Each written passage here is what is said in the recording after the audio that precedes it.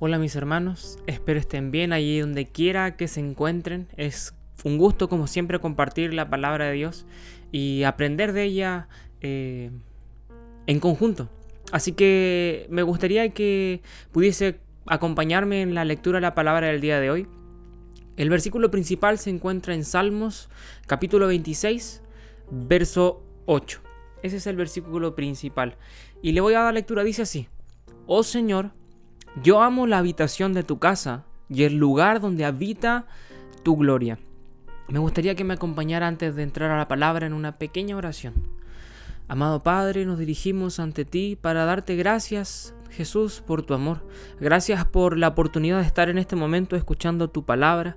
Gracias, Señor, porque a través de esto sabemos que tú nos amas, que estás atento a nuestras necesidades, que sabes, Señor amado, lo que nos hace falta y traes palabra a nuestra vida, que nos reconforta y nos alienta, Señor. Por eso te pedimos de que hoy día esta palabra impacte en lo más profundo de nuestros corazones, que tu palabra transforme nuestra vida, que tu palabra nos lleve cada día más hacia ti. Atráenos, Señor, a tu presencia, que podamos realmente crecer y madurar a través de ella, Señor. Bendice la vida de mis hermanos en donde quiera que estén.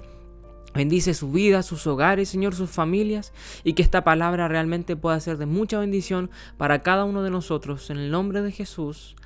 Amén.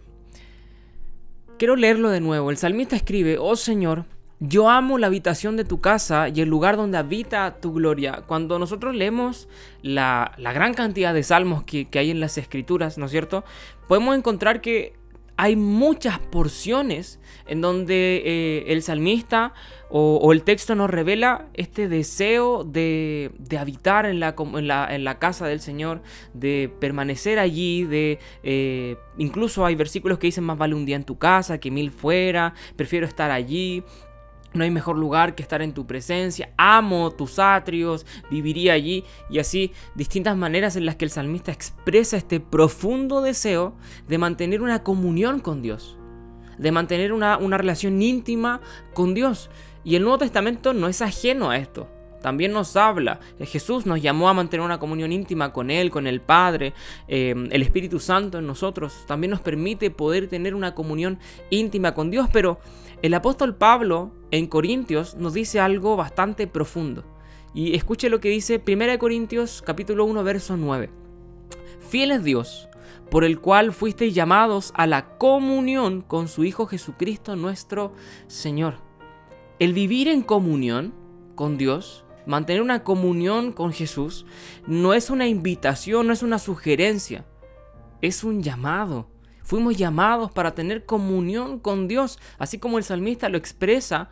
También es algo que nosotros debemos vivir a diario. Ahora, ¿qué significa tener comunión con Dios? ¿Cuál es la comunión que Dios espera que tengamos? La palabra de hoy se basa en eso. Algunos detalles extraídos desde los salmos, ciertas enseñanzas para nuestra vida que nos ayudarán a entender cómo es la verdadera comunión íntima con Dios. Pero antes de entrar a ese detalle, quiero leer nuevamente Corintios 1:9, pero en otra traducción que nos ayuda a entender un poquito más a qué se refiere con la comunión. Dice: Dios siempre cumple sus promesas y Él es quien los ha llamado a compartir la vida con su Hijo nuestro Señor Jesucristo. La comunión íntima en esta traducción se refiere a compartir todo lo que somos, toda nuestra vida, compartirla junto a Dios, o sea, vivir con Él, o en otras palabras, como lo dijo el mismo apóstol Pablo: lo que vivo en la carne, ahora lo vivo por la fe en el Hijo del Hombre. Lo que era antes murió y ahora vivo una vida nueva, creyendo de que Cristo vive en mí y yo ya he muerto. Eso es una comunión genuina, aquella que se vive por completo hacia Jesucristo. Ahora, cuando nosotros, volviendo a los salmos, cuando nosotros leemos los salmos, podemos ver cómo está constantemente esta idea del templo, de habitar en los atrios, de habitar allí en la morada de Dios, de habitar en la casa de Dios. Y es que en el Antiguo Testamento, en Israel, la presencia de Dios tenía una imagen física, tenía un lugar específico, y era el templo, particularmente el tabernáculo. Ese era el símbolo de la presencia de Dios. Literalmente, allí habitaba, en el tabernáculo, en el templo, en el arca, en el lugar santísimo. La casa de Dios literalmente era su casa, el lugar donde habitaba. Fue puesta allí en el desierto. Dios estableció el tabernáculo como un lugar para morar en medio de su pueblo. Todos vivían alrededor del tabernáculo. Literalmente era el centro de la nación. Por lo tanto, cuando nosotros leemos este deseo de habitar en la casa, es igual, o lo debemos entender como el deseo de habitar en la presencia de Dios, de vivir en su presencia, por lo tanto de tener una comunión íntima. Cuando el salmista dice quiero vivir en tu casa, literalmente es quiero vivir en tu presencia, ¿sí? Para que entendamos allí un poquito el concepto. Y quiero que repasemos un par de salmos para entender un par de puntos, algunas ideas. No quiero ver la extensidad de qué significa o cuáles son las implicancias de una comunión íntima, porque es mucho extenso, pero quiero que toquemos algunos puntos para entender qué es la comunión íntima o cómo se vive la comunión íntima. Y el primer punto que quiero que tratemos es que la comunión íntima, la comunión genuina con Dios, no está condicionada a un lugar. El salmista escribe, y lo hemos leído: amo el lugar en donde habita tu gloria, la habitación de tu casa, el templo. ¿Y cuántos de nosotros anhelamos el templo, adorar a Dios en el templo, volver a que se abran las puertas y hacer nuestros cultos allí y disfrutar en comunión con nuestros hermanos y allí con Dios en el templo? Pero el salmista no se refería al lugar físico propiamente tal, o el sentido profundo no es ese, ¿sí? Porque sabemos que Dios no habita en templo hecho de manos, ¿sí? Sino que Él habita en nuestros corazones. Por lo tanto, la comunión real no está condicionada a un lugar. No debemos condicionar nuestra relación con Dios, nuestra comunión con Él, en función de si las puertas de la iglesia están abiertas o no. De hecho, el mismo salmista comprende que la presencia de Dios está en todo lugar. Y el Salmo 139:7 declara: ¿dónde puedo esconderme de tu espíritu? ¿Cómo podría huir de tu presencia? Si en todo lugar estás tú.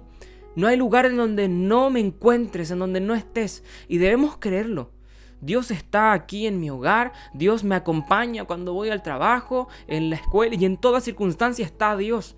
Por lo tanto, no debo condicionar mi comunión a un lugar si Él me acompaña en todo momento. El siguiente punto es que la comunión no debe estar condicionada a circunstancias. Si estamos bien o si estamos mal, si tenemos trabajo o no, si estamos con salud o no, si tenemos para comer o no, si hay problemas o hay paz, hay calma, hay dificultades. No, la comunión genuina con Dios es permanente. No importa por cómo vaya nuestra vida, si está en un punto alto o estamos atravesando valle de sombra de muerte, no importa. El salmista declaró y exclamó, Salmo 34:1: bendeciré a Jehová en todo tiempo, su alabanza estará de continuo en mi boca. No hay momento en donde debemos dejar de adorar a Dios. Job exclamó: recibiremos de Dios lo bueno y lo malo no. No importa, Jehová da y sea bendito, Jehová quita y también sea su nombre bendito. No hay circunstancias que deba condicionar nuestra comunión. Nuestras oraciones no deben ser condicionadas por los momentos que vivimos. Debemos orar en todo tiempo. Nuestra lectura, nuestra devoción, nuestra adoración debe ser continua. No importa si estamos en delicados pastos o en valle de sombra y de muerte.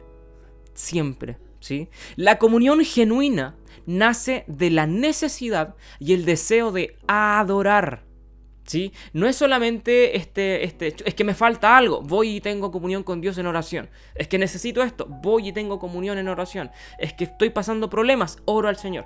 No nace solamente de la necesidad, sino del deseo profundo de adorar a Dios. Salmo 27:8: Señor, de todo corazón quiero conversar contigo. De todo corazón. Y aquí estoy para adorarte. ¿Podemos decirle eso al Señor? Amamos conversar contigo. Amamos pasar momentos íntimos en oración. Y estoy aquí dispuesto para adorarte. No importa si me va bien o mal. Si tal vez he tenido un mal día. Quiero adorarte. Amo pasar tiempo conversando contigo. Ahí vemos el deseo profundo de mantener una comunión con Dios, pero también de adorar. La comunión se logra mediante la santidad. Es imposible poder agradar a Dios sin practicar la santidad. Salmo 15 y Salmo 23, versos 3 al 4, dan la misma idea. ¿Quién subirá a tu monte santo? ¿Quién habitará allí? El limpio de mano, el puro de corazón, aquel que ha guardado su vida, aquel que no ha mentido. Básicamente, ¿quién estará en su presencia? El que haya practicado la santidad. Aquel que se haya alejado del pecado, aquel que se haya limpiado y purificado para consagrarse, para apartarse y así tener una comunión con Dios. No podemos pretender tener una relación estrecha con Dios si no hemos dejado el pecado. Si no perseveramos en limpiarnos, en mejorar, en rendir nuestras debilidades delante de Dios para que Él se gloríe en nosotros.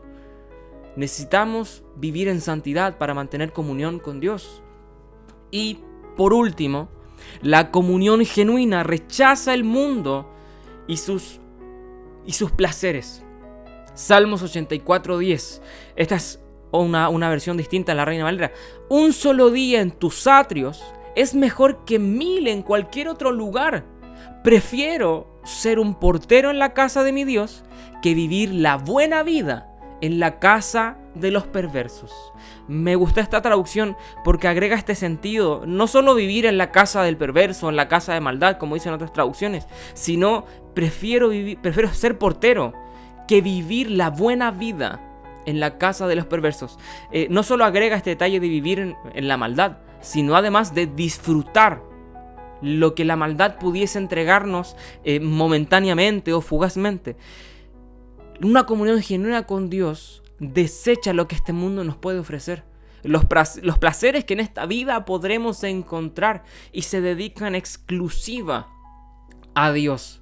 Anhela con fervor, ama. Si queremos mantener una comunión íntima con Dios, debemos desechar lo malo. No podemos tener una comunión con Dios y al mismo tiempo pretender tener una comunión con el mundo, porque ¿qué comunión tienen las tinieblas con la luz? Ninguna. Si queremos tener una comunión íntima con Dios, debemos desechar lo malo. Ahora tal vez pudiésemos preguntarnos, pero ¿qué saco con tener una comunión íntima con Dios? La Biblia está llena de resultados, de muestras o argumentos para nosotros realmente llevar una vida de comunión con Dios. Hay salvación, hay refugio, hay protección en Dios, tenemos valor, en Dios somos liberados de la culpa, del pecado, de la opresión y recibimos una nueva vida.